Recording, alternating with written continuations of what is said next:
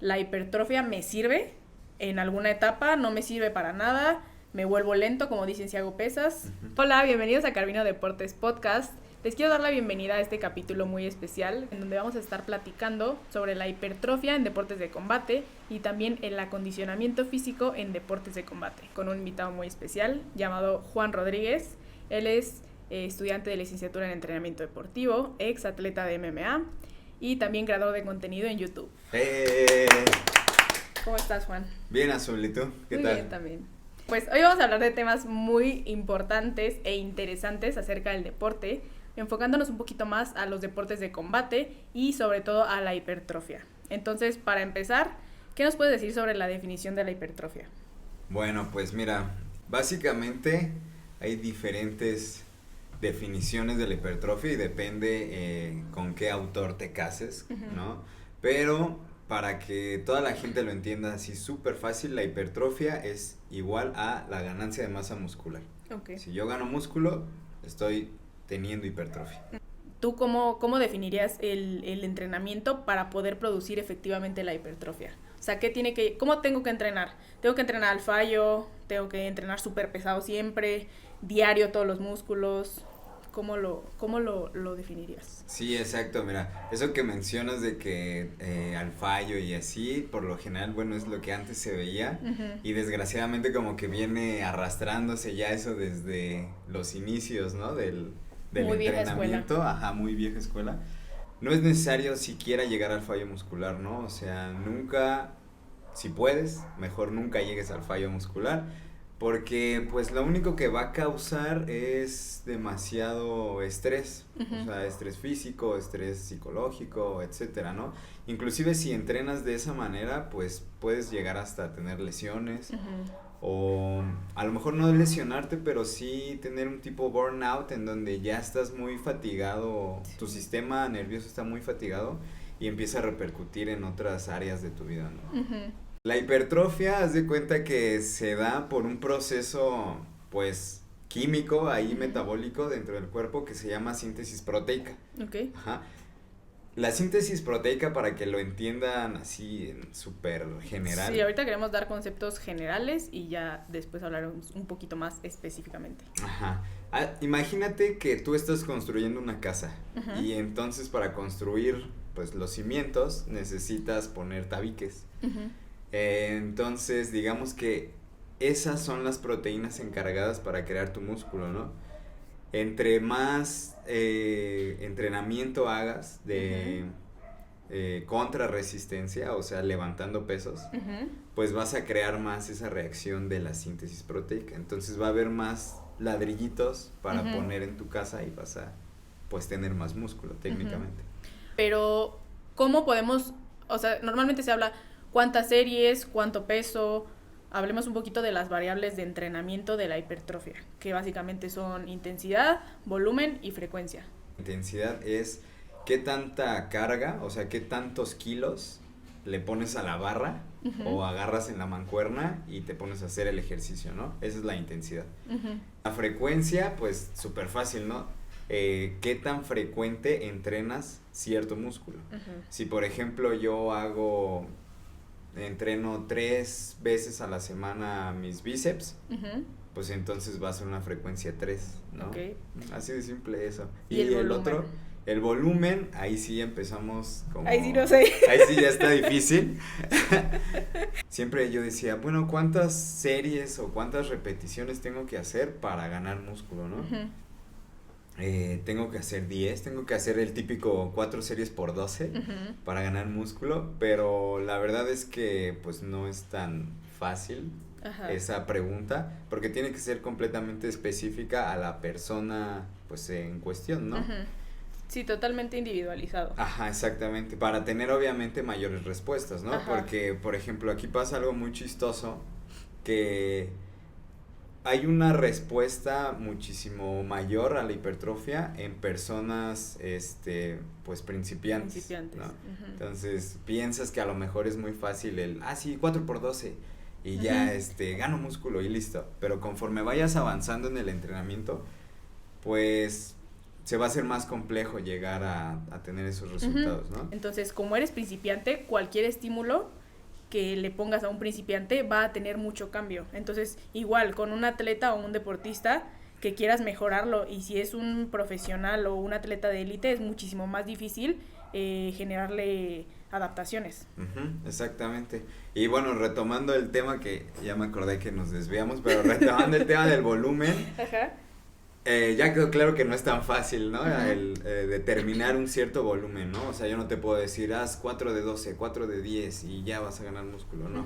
Puede Sí. funcionar, pero sí hay que adaptarlo. Ajá, exactamente. Pero para hacer una buena planificación del entrenamiento, pues tenemos que guiarnos de los rangos que ya están estipulados, para ganar músculo, ¿no? Que básicamente, si no mal recuerdo, Mike Israetel Sí. fue uno de si los... no me recuerdo yo también. Ajá. Que si no, fúnennos. Exacto. Fue uno de los que contribuyó a hacer pues varios estudios y una tablita en donde da algunos, pues, parámetros, o sea, Sí. literal son rangos de series para controlar el volumen, ¿no? Y existen 4 tipos de volumen. Ajá. El volumen de mantenimiento, Ajá. el volumen mínimo efectivo, el volumen máximo recuperable, que es el máximo, y estoy olvidando uno. Y el de adaptación. Ajá, ¿cierto? el volumen mínimo adaptativo, ¿no? Ajá. Ajá, exactamente. Entonces, dependiendo de lo que queramos, de la situación de la persona, Sí. en esta tabla, pues, tú te das cuenta a lo mejor volúmenes que son muy bajos y puedes utilizarlos para diferentes cosas. Por ejemplo, el volumen de mantenimiento te va a permitir, no sé, si yo quiero priorizar crecer mis cuádriceps, pues entonces reduzco el volumen de los otros grupos musculares, los pongo dentro del rango del volumen de mantenimiento y puedo darle aún más estímulo a mis cuádriceps, ¿no? Y enfocarte exactamente en eso. Podemos ocupar el de mantenimiento para cuando venimos de una lesión. Cuando hay lesiones, como rehabilitación precisamente. Ajá, como rehabilitación. A lo mejor como una semana de descarga en donde tú ya sientes demasiada fatiga, pues ya, o sea, tú notas que no estás progresando, que incluso ya te está costando trabajo entrenar, tanto física como mentalmente, pues puedes utilizar esos volúmenes y tu cuerpo se va a recuperar y vas a seguir entrenando bien. Pero ahora, si yo soy una deportista o un deportista de combate, un atleta, ¿la hipertrofia me sirve en alguna etapa? ¿No me sirve para nada? ¿Me vuelvo lento, como dicen, si hago pesas? ¿Tú qué opinas? ¿Y qué conoces de este tema? Sí, mira, pues aquí viene lo interesante básicamente, porque siempre desde que entramos a la licenciatura, o sea, siempre nos enseñan a nosotros como entrenadores o como deportistas a no entrenar hipertrofia porque nos vamos a volver lentos, porque no vamos a servir para el deporte, porque tenemos que estar flacos para ser rápidos, cosas así, ¿no? Y sobre todo en los deportes de combate, ¿no? No, un boxeador no puede hacer pesas porque se hace lento, porque no es rápido. Y es todo lo contrario, ¿no? Porque desde mi punto de vista, si lo aterrizamos a los deportes de combate, yo siempre me he sentido como si fuera un gladiador entrando al coliseo. Y pues, ¿cómo vas a mandar a un guerrero sin armadura, no? Básicamente todo parte de ahí, del músculo. El músculo es el que nos ayuda a prevenir lesiones, a ser más funcionales. Después todo ese músculo se puede convertir, digámoslo, para que se entienda. Sí, convertir no nos ponen. Transicionar, transformar. Ajá, exactamente, a potencia, a velocidad, a fuerza, a resistencia. Entonces, ajá, exactamente. Entonces, si un deportista de combate no tiene una buena base de musculatura, pues es como si tú mandaras a un guerrero sin armadura, ¿no? A final de cuentas, eso es lo que yo pienso, ¿no? Eso es lo que yo siempre me cuestioné cuando entré a la escuela y dije, bueno, ¿por qué como que hasta satanizan ese tema en el deporte? Si a final de cuentas todo parte del músculo, ¿no? Y pues sí, todo parte de eso. Oye, pero, por ejemplo, si yo soy de combate y yo soy de lucha olímpica, ¿ok? Si yo soy de lucha olímpica y quiero entrenar hipertrofia y mi competencia es cercana o es lejana, ¿cuándo me recomiendas entrenar hipertrofia como tal? O sea, pesas se pueden entrenar de diferentes maneras, pero hipertrofia como tal, ¿cuándo entrenarla? ¿Y cuándo no y por qué? Sí, pues mira, o sea, definitivamente si ya tu competencia está 2, 3 semanas, 4 semanas de pasar, pues no. Definitivamente no entrenes hipertrofia, ¿no? Porque aunque no es que te haga lento, algunos, sobre todo si no sabes cómo aplicar la hipertrofia al deporte, muy probablemente no es que te haga lento, pero sí vas a estar muy adolorido. Sí, no se generan las adaptaciones que necesitas para una pelea. Se generan para que tu músculo crezca. Ajá. Y en realidad cuando quieres pelear y cuando vas a hacer una competencia de combate, pues en realidad no quieres, en realidad el físico no es lo primordial, sino tus capacidades. Sí, exactamente. Entonces, esto, ahora que lo dices, lo del físico, pues en el deporte la hipertrofia no se vuelve para tener un buen físico, sino se vuelve necesaria para, como te decía, pues poder tener esa armadura, ¿no? Y estando cerca de la competencia, pues toda esa armadura, potenciarla todavía más, ¿no? Ir con armas más fuertes y letales, ¿no? Digámoslo así. Entonces, Oye, espera, respondiendo a tu cállate. Respondiendo a tu pregunta, cerca de la competencia no entrenes hacia la hipertrofia. No recomendado. No recomendado. Con unos 3 meses de anticipación estaría bien. Okay. Y sobre todo es importante no entrenar con métodos de culturista. Ok, sí. Porque sí varía, o sea, las bases son las mismas. Ajá. Los volúmenes y los rangos de volumen son los mismos, todo parte de eso, de las bases. Pero sí algunos detalles cambian y son muy importantes para que de verdad tengan un buen efecto, pues sí, literal positivo al deporte. Entonces, entrena con 3 meses de anticipación. Y con alguien que sepa decirte cuándo, qué hacer, por qué hipertrofia ahorita, por qué ahora ya lo vamos a cambiar a quizá levantamientos olímpicos o algo más adaptado a tu deporte o gestos más específicos de tu deporte, ¿no? Sí, exacto. Entonces, de cómo aplicar la hipertrofia a los deportes de combate, o sea, quiero aplicar la hipertrofia a mi deporte, no quiero aplicarla con métodos de fisiculturismo. Exacto, sí. Pues mira, básicamente nos tenemos que guiar sobre la tabla del volumen en volúmenes pues bajos, ¿no? O sea, definitivamente llegar a volúmenes de 20 series a la semana de un músculo pues no es nada recomendable. Entre, como tú lo mencionabas antes, entre unas 6 a 15 series por grupo muscular 15, por semana está bien, ¿no? Es correcto. De ahí varía un poco porque en el deporte siempre queremos pues volvernos más rápido, tener más potencia y tener más fuerza. Entonces, mediante el entrenamiento de la hipertrofia, en la misma sesión podemos hacer, digamos, un entrenamiento cruzado, se podría decir, en donde podemos dar estímulos de fuerza máxima y también hacer hipertrofia, ¿no? Técnicamente. ¿Cómo vamos a lograr eso? Pues de tus 4 series de sentadilla, empiezas con 2 series en repeticiones que generen fuerza máxima. Por ejemplo, de 2 a 5 repeticiones haciendo una sentadilla, pues eso va a empezar a tener adaptaciones a lo largo del tiempo sobre la fuerza. Sí. Y después hacer las otras series que te faltan en rangos de repeticiones más altos. Por ejemplo, de 6 a 10 o hasta 12. Aquí el rango de repeticiones es importante porque, como lo mencionabas antes, o sea, tú puedes tener hipertrofia hasta haciendo 30, 60, 100 repeticiones. Pero obviamente entre más repeticiones hagas, significa que estás cargando menos peso. Y eso para el deporte pues no nos conviene, ¿no? Lo que nos conviene es cargar cantidades grandes de peso. Para también obtener fuerza, sí, ¿no? Claro. Entonces, si nosotros todo nuestro entrenamiento de hipertrofia lo dirigimos hacia repeticiones pesadas, desde las 6 hasta las 10, pues va a seguir ayudándonos, o sea, indirectamente, aunque no, así como dicen los libros, no estemos en los rangos de fuerza máxima, vamos a estar también ganando fuerza. No es lo mismo hacer una sentadilla con un peso que apenas si te permita hacer 5 o 6 repeticiones, que sería, por ejemplo, en mi caso, 100 kilos. Y 320. Ajá, de 350 kilos. Ajá, por ejemplo, no es lo mismo hacer una sentadilla con 100 kilos y que saques 5 repeticiones, a hacer una sentadilla con tu propio cuerpo y que saques 50, ¿no? Sí.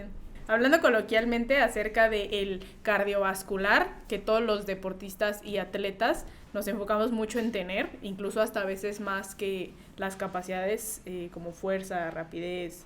Acerca del cardiovascular, o sea, el acondicionamiento físico, ¿qué podemos hablar de esto? O sea, ese tema es todavía muchísimo más complejo. Sí. Porque entra ya la bioquímica del cuerpo y entonces se vuelve muy, muy complejo de verdad entenderlo y aplicarlo muy bien.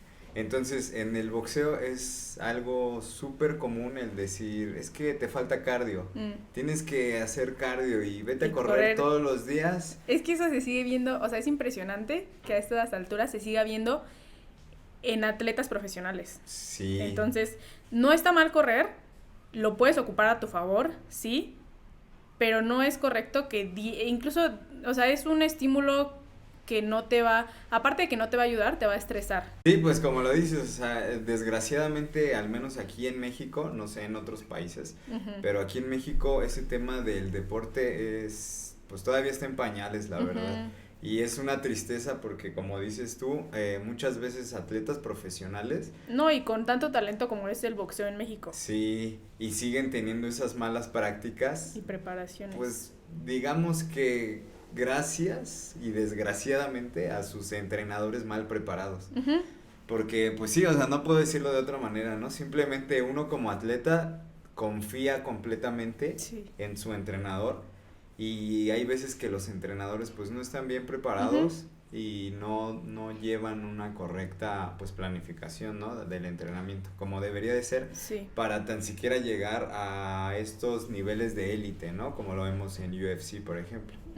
Que si te fijas, es muy gracioso el salto de nivel de ligas profesionales mexicanas, de cualquier deporte, boxeo o artes marciales mixtas. Cuando esa persona logra llegar al UFC, al UFC, pues definitivamente son muy pocos los que de verdad brillan, ¿no? Sí, teniendo el talento. Ajá, exactamente. Y los que brillan, por lo general, si hacemos un análisis más a fondo, no solo también es por su talento innato, por su perseverancia, por su constancia, sino que todo viene del conocimiento de su preparador físico, de su preparador físico y de su entrenador técnico. Sí. Desgraciadamente en otros países hay mucha tecnología y muchísima más preparación dentro del deporte y también muchísimo más apoyo. Sí, claro. Entonces, creo que eso es un factor determinante en el que sí se tendría que poner mucha atención, en México específicamente, y porque de aquí somos, para poder avanzar en el deporte. O sea, creo que es esencial y creo que haría muchísimo la diferencia en los atletas que tenemos, porque creo que en México hay muchísimo talento, o sea, y sobre todo hablando de deportes de combate, que es nuestra rama, creo que hay muchísimo talento, pero solo sé cómo es el dicho, hay talento, solo falta. Hay talento, pero falta apoyarlo. Sí, entonces, también creo que es importante, yéndome un poquito al cardio, al acondicionamiento físico, mencionar que la caracterización del deporte es muy importante. ¿Qué es la caracterización del deporte? Es tener las especificaciones de cómo es mi deporte. Por ejemplo, el deporte de lucha olímpica es un deporte acíclico, eso quiere decir que los movimientos no son los mismos siempre, como por ejemplo en ciclismo, que todo el tiempo es pedalear, de interacción intermitente, y entonces ahí nos vamos desenvolviendo el deporte y nos pasamos a qué tipo de cardio utilizamos, o sea, qué tipo de resistencia utilizamos para el deporte de lucha o los deportes de combate. La resistencia aeróbica es la resistencia de alta duración y baja intensidad. Sí. Y la anaeróbica, que es la resistencia en donde se ocupa mucha intensidad, pero los tiempos son muy cortos. Entonces, ¿cómo podemos entrenar el acondicionamiento físico? Que ya tengo mi armadura, ya soy súper fuerte muscularmente, pero ahora, ¿cómo entreno? O sea, hay diferentes métodos y definitivamente también se tiene que ver la planificación, en qué tiempo estés. Sí, a final de cuentas hay que entender que el cuerpo no sabe de ejercicios, o sea, el cuerpo sabe de estímulos, ¿no? Y mediante esa lógica básica de que el cuerpo no entiende ejercicios sino estímulos, pues para ganar resistencia de cardio, Resistencia cardio, cardiovascular, resistencia cardiovascular, para ganar cardio, condición física, pues no simplemente es correr y correr y correr y correr, eso nada más hasta cierto punto va a desarrollar una vía energética, pero el cuerpo funciona por 3 vías energéticas principalmente, que es la de los fosfágenos, luego la glucolítica y luego la oxidativa. Básicamente la vía oxidativa pues es lo que comúnmente le llaman cardio, en donde gracias... Que se asocia con lo aeróbico. Ajá, se asocia con lo aeróbico y entonces es la que te va a proveer de tener una capacidad. O sea, yo en esto de las vías metabólicas, como siempre lo explico, como yo mismo lo he entendido, es que tenemos que generar capacidad de nuestras vías energéticas, pero también necesitamos generar potencia. ¿Ok? Entonces la capacidad la vamos a forjar entrenando mayormente la vía oxidativa. Sí, cardio. La capacidad, por ejemplo, para dar un ejemplo de esto, se podría decir que si yo voy a una competencia en donde voy a tener diferentes combates, esta capacidad de larga duración es la que me va a ayudar a resistir esos combates durante el día. Claro. Yéndonos más específicos, ahora, ¿cuál sería de estas 3 vías la que nos va a ayudar a como tal soportar ahora el combate? Pues en deportes de combate, como lo dijiste anteriormente, pues son de estímulos intermitentes, ¿no? Entonces lo que más nos va a ayudar es trabajar sobre la vía fosfagénica. Anaeróbica aláctica, técnicamente. Láctica aláctica. Ajá, sí. Bueno, es aláctica porque parte de los 0 hasta los 6 segundos más o menos. Ya empieza a volver láctica cuando se incrementa ese tiempo, ¿no? De ejecución. Sí, un poquito más prolongado. Pero si nos ponemos a pensar, pues, al tirar un golpe, al tirar un derribo, al hacer cualquier acción explosiva, pues, básicamente solo son segundos.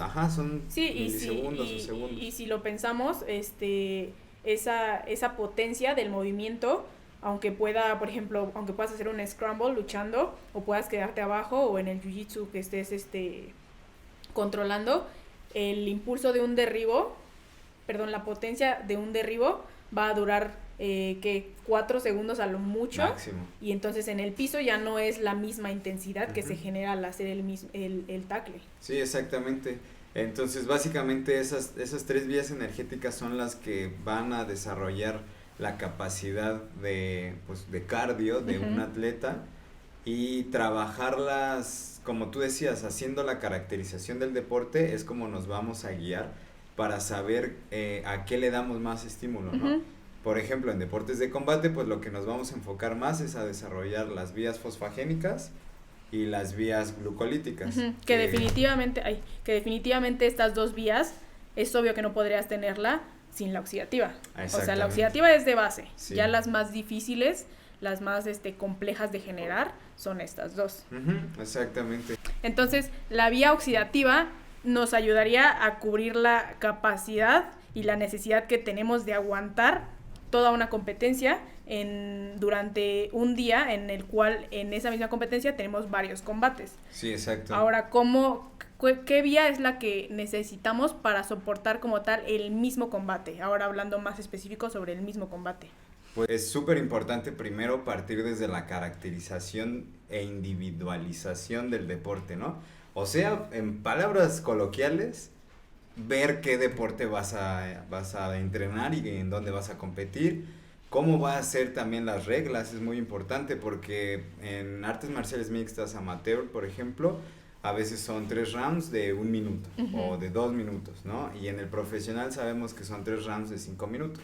De partir de la capacidad aeróbica, que es la que nos va a permitir pues aguantar más combates en un torneo. La base.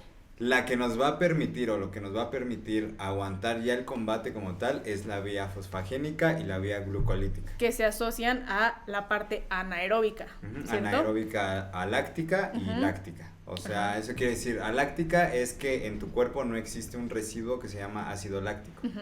Y cuando uno empieza a hacer un esfuerzo que le cuesta más de 7, 8 segundos, el cuerpo empieza a generar ese residuo que se llama ácido láctico. Sí, entrando a... Bueno, el ácido láctico es un poquito más complejo. Justamente estaba viendo videos y leyendo acerca de este residuo, porque muchas personas piensan y aún hay como este estigma de que el ácido láctico es malo, pero en realidad no es malo, simplemente se produce a altas intensidades. Entonces, de hecho, es necesario que lo produzcamos para poder incluso hasta parar o bajar el ritmo y que puedas seguir tu combate. Pero bueno, ya que tenemos especificado estas vías, qué es lo que soporta cada una, con qué métodos podemos trabajar pues este tipo de resistencia para aguantar el combate. Pues mira, a mí en lo personal, la que más me gusta, la favorita para mí, la que siento que se lleva muchísimo con este tipo de deportes es el HIIT, ¿no? Que básicamente es High Intensity Interval Training, que es entrenamiento a intensidades variables, ¿no? Sí, variables. A ver, espera, déjalo traduzco al español. Entrenamiento a intervalos de alta intensidad. Exacto. Ahí está. Entonces, el HIIT precisamente son intervalos de alta intensidad repetidos en un cierto tiempo, ¿no? ¿Cómo lo vamos a trabajar? Pues para no meternos en choros más complejos y hacerlo muy general para que entiendan, poniendo el ejemplo de correr. No todo es correr, ¿no? Como ya lo dijimos. Entonces, yo quiero correr de todos modos, porque acuérdense que el cuerpo no responde a ejercicios. O sea, él no sabe qué ejercicio le estás haciendo o qué onda, ¿no? Él solo responde a estímulos. Entonces, partiendo de ese punto en donde tenemos que darle ciertos estímulos para ciertos objetivos, pues con los intervalos de alta intensidad repetidos en un cierto tiempo, vamos a lograr desarrollar las diferentes vías energéticas. Corriendo, ¿cómo lo harías? Si yo quiero hacer un HIIT corriendo, ¿cómo haríamos este HIIT? Un ejemplo. Exactamente. Básico, así súper fácil. Básico. Yo quiero desarrollar la vía fosfagénica, que es la que me va a permitir ser más potente y ser más explosivo y ser más rápido en mis movimientos. ¿Qué voy a hacer? Pues voy a hacer un sprint. De 0 a 5 segundos, por ejemplo. De 0 a 8 segundos. Obviamente el estímulo tiene que ser a máxima intensidad. Y conforme te vayas adaptando, lo puedes ir complicando más, ¿no? Primero puedes hacer un sprint en plano. Después ya dominas esos 3 segundos de sprint, pues un sprint en plano de 5 segundos. Y después un sprint, pero ahora en una cuesta hacia arriba de 3 segundos. Entonces, cada vez se va complicando más para seguir teniendo mayores adaptaciones. Ahora, para desarrollar la vía glucolítica, que es la que nos va a ayudar como a resistir todavía esfuerzos más continuos, podemos hacer precisamente una carrera de 300, 400 metros en donde pues cubramos ese tiempo, ¿no? Por ejemplo, 30 segundos corriendo a casi máxima intensidad, ¿no? Porque es difícil mantener una intensidad real muy fuerte, ¿no? Sí, que realmente estés manteniendo la misma velocidad conforme pasa el tiempo, ¿no? Sí, exacto. Entonces, pues apegándonos a ese ejemplo de correr, pues corre en alguna pista, 400 metros aproximadamente te van a dar esos 30 segundos, 40 segundos. Aquí en el HIIT lo importante siempre es apegarse o dosificar el entrenamiento con base al tiempo, a los segundos o a los minutos en dado caso, ¿no? De la capacidad oxidativa. Y por último, para desarrollar la capacidad oxidativa, pues entonces vamos ahora sí a correr, a trotar, a lo mejor 3 minutos, 4 minutos, 5 minutos. Sí, yo creo que todo parte de la caracterización del deporte y de una buena planificación. O sea, ahora si ya sé que los sprints me van a ayudar, en vez de correr 5 kilómetros diarios, lo dosifico. ¿Qué días hago pesas? ¿Qué días hago mis sprints y qué días hago también mi deporte específico, que es lo que más importa, o sea, ese no lo vamos a dejar de lado. Tú mencionas que, por ejemplo, a ti te gusta mucho el HIIT, a mí me gusta algo que también es muy similar, que se llama complejo K. El complejo K es muy específico de lucha y es también un método de entrenamiento en el cual básicamente lo puedes basar en intervalos o con un método conjugado o con un método de juego o en repeticiones. Pero siempre también, igual que el HIIT, es de alta intensidad con movimientos específicos de tu deporte. Sí, claro. Y tiempos cortos igual. O sea, es básicamente un HIIT, pero se llama complejo K. Y también lo que trabaja es la resistencia misma de tu deporte y la resistencia también a la fatiga, que es muy importante tener este tipo de trabajos en tu planificación, sí o sí.